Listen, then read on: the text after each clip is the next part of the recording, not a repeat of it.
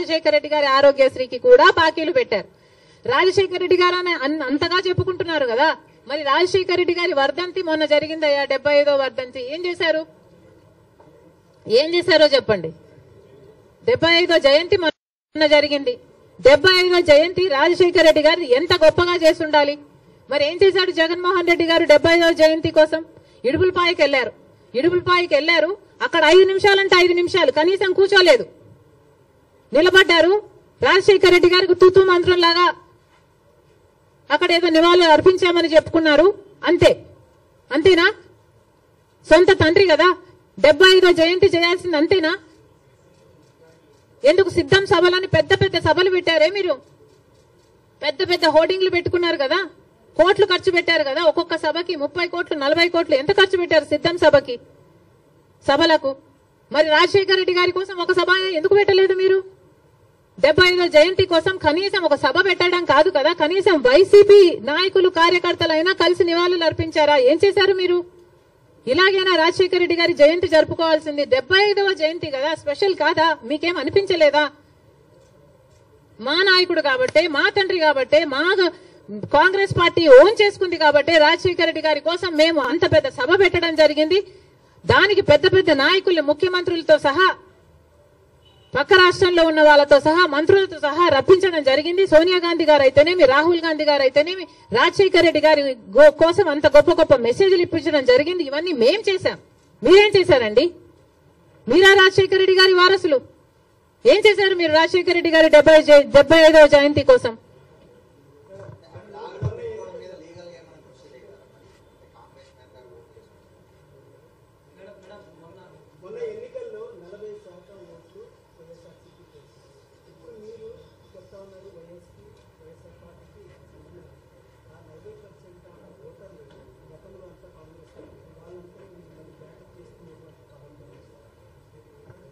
తప్పకుండా చేస్తాం, ఎందుకు చేయకూడదు? ఏ 39% వైసీపీకి ఓట్లేసిన వాళ్ళు ఉన్నారో వాళ్ళందరూ చంద్రబాబు గారు ముఖ్యమంత్రి కాకూడదు అని ఓట్లేసిన వాళ్ళు. అంటే గత ఎన్నికలు మొత్తము చంద్రబాబు ముఖ్యమంత్రిగా కావాలా, లేకపోతే చంద్రబాబు గారు ముఖ్యమంత్రిగా వద్దా అన్న లైన్ మీద జరిగింది. ముఖ్యమంత్రిగా చంద్రబాబు గారు వద్దు అనుకున్న వాళ్ళు మొత్తం వైసీపీకి వేశారు. ఎందుకంటే కాంగ్రెస్ కి ఆ ఛాన్స్ లేకపోయింది కాబట్టి, కాంగ్రెస్ వాజ్ టూ వీక్ కాబట్టి ముఖ్యమంత్రి స్థాయిలో చంద్రబాబు వద్దు అన్న వాళ్ళు జగన్మోహన్ రెడ్డి గారికి వేశారు తప్పితే జగన్మోహన్ రెడ్డి గారు ఫ్యాన్స్ ఏం కాదు. వాళ్ళంతా కాంగ్రెస్ పార్టీ నుంచి అక్కడికి పోయిన వాళ్ళే. వాళ్ళంతా మా వాళ్ళండి. మా వాళ్ళని మళ్ళీ మేము ఓన్ చేసుకోవడంలో తప్పేముంది? ముమ్మాటికి ట్రై చేస్తాం. The 39% is actually belongs to the Congress. మా ఓటు బ్యాంక్ అది. చూపిస్తాం అది కూడా 2029 కల్లా.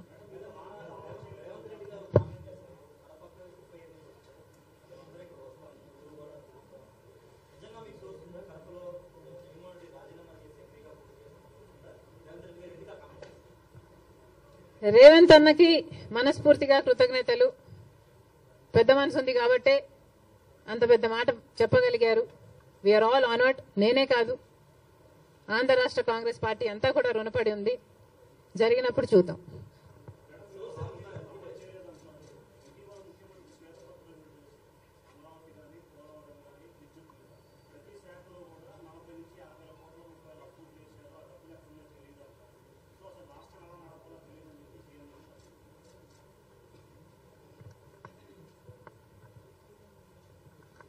రాష్ట్రం ఎలా నడపాలో సీఎం తెలియదు అని చెప్తున్నారు అంటే నేను నమ్మను. ఆయనకు ఎక్స్పీరియన్స్ ఉంది అనుకునే జనాలు 4వసారి ముఖ్యమంత్రినిగా చేశారు. అలాంటి స్టేట్మెంట్ ఇచ్చుంటాడు అని నేను అనుకోను. ఒకవేళ ఇచ్చుంటే that's very very irresponsible. He has to figure out a way how to take this forward. చాలా అన్యాయం. చంద్రబాబు గారు 5 సంవత్సరాలు ముఖ్యమంత్రిగా ఉండి 2 లక్షల కోట్ల అప్పు చేస్తే జగన్మోహన్ రెడ్డి గారు 5 సంవత్సరాలుగా ఉండి 8 లక్షల కోట్ల అప్పు చేశారు. ఇక్కడ నుంచి ఎలా ముందుకు వెళ్ళాలి అనేది చంద్రబాబు గారు ఫిగర్ అవుట్ చేసుకోవాలి. అందుకు టైం పట్టొచ్చు. అందుకనే మేము ఇప్పటి నుంచి వీఆర్ నాట్ స్పెషల్ స్టేటస్ మీద, పోలవరం మీద, రాజధాని మీద మేము ఇప్పటి నుంచి ధర్నాలు కొట్లాట్లు చేయటం లేదు. ఎందుకంటే మాకు కూడా తెలుసు హీ నీడ్ సమ్ టైం. కానీ ఉచిత ప్రయాణం ఆడవాళ్ల కోసం అన్నది అది వెంటనే చేయొచ్చు కదా అన్నదే నా పాయింట్. మహిళలకు మొన్న అమలాపురంలో ఒక ఆడబిడ్డ మీద అత్యాచారం జరిగింది, నంద్యాలలో జరిగింది. ఇలాంటివన్నీ ఆపడానికే, మహిళలకు కొంచెం సెక్యూరిటీ కలిగించడానికే సచ్ అన్ ఈజీ స్కీమ్ కదా.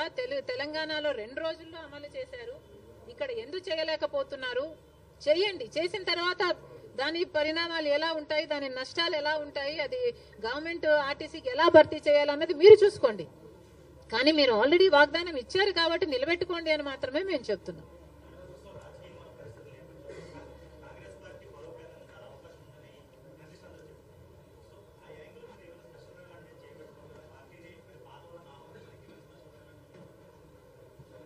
కాంగ్రెస్ పార్టీని బలపరచాలి.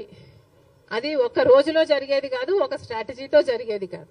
ఇది ఒక సుదీర్ఘ ప్రయాణం. కాకపోతే 5 సంవత్సరాలు టైం ఉంది కాబట్టి ఈ టైంను సద్వినియోగం చేసుకోవాలి.